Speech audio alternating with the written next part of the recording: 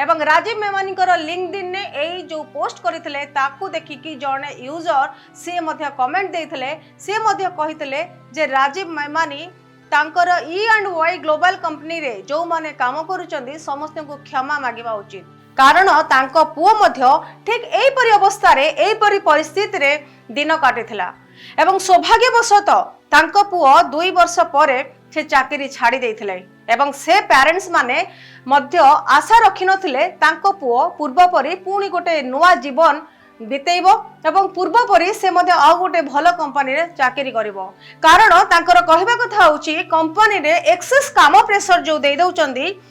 जा फल कि पिला मानक भितर एंजाइटी एवं डिप्रेशन ओवर स्ट्रेस ए सब भरिक रहउची एवं सेमानकु काम प्रेशर रे ताकु विभिन्न डिजीज हवा संगे संगे आना परी अवस्था मध्ये सेमाने भोगुचंदी ए संपर्क रे आउ जने यूजर मध्ये मुह खोलिथिले से कहिथिले से मध्ये कंपनी रे 20 घंटा काम करंती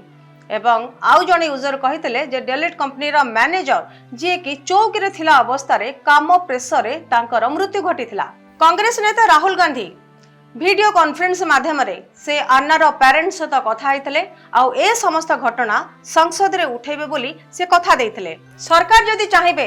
आम भारत रे जो चाकरी समस्या अछि जो अत्यधिक काम प्रेशर रे आजिर युवक युवती लढुचंती तार गोटे स्थायी समाधान करि परिबे सरकार जदि चाहिबे आमर जो डिप्रेशन ने आजिर युवक युवती माने लढुचंती तार मध्य गोटे स्थायी समाधान बहुत भलो भाव रे करि परिबे एई आर्टिकल को आपण भलो भाव रे देखंतु जेउथरे लेबर मिनिस्टर प्रपोजल देइथिले गोटे कंपनी रे एम्प्लॉय माने दिन को 12 रु अधिक घंटा काम करबा उचित किछि मास पूर्वरु इंडिया टेक बिलियनरी आ इन्फोसिस रो को फाउंडर नारायण मूर्ति कहिथिले जे India's work productivity is the lowest in the world एवं सी सेथि पई युवा पीढ़ी माननकु आह्वान करिथिले आ सी कहउथिले जे प्रत्येक युवक माने कहतु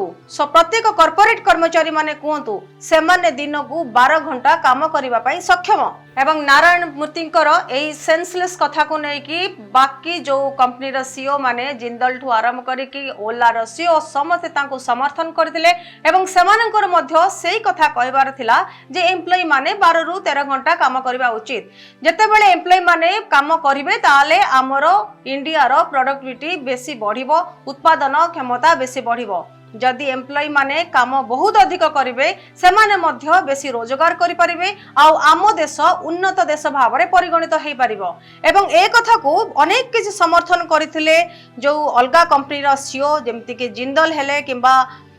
ओला रे सीईओ भवेश अग्रवाल हेले भवेश अग्रवाल मध्य एहा को समर्थन करिके से कहिथिले नारायण मूर्तिंकर ए सेंसलेस कथा को से संपूर्ण भाव रे समर्थन करथिले आ से मध्य कहिथिले जे 12 घंटा से माने प्रत्येक एम्प्लॉय काम करबा उचित आ जेतेबेले तांको जेतेबेले गोटे इंटरव्यू रे पचरा जायथला से केते घंटा काम करंती सेतेबेले से कहिथिले से दिन को 20 घंटा काम करंती Same with you, I'm guessing that you don't believe in this weekend concept that people can't reach you on a weekend. Not at all. Right. And the younger generation today, I feel,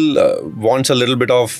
what I don't agree with this work-life balance concept. I work 20 hours a day, 7 days a week. Wow. So 140 hours. से दिन को 20 घंटा काम करंती माने सप्ताह रे 7 दिन से काम करंती 7 दिन 20 घंटा लेखा जदि से काम करंती ताले 140 घंटा से सप्ताह को दियंती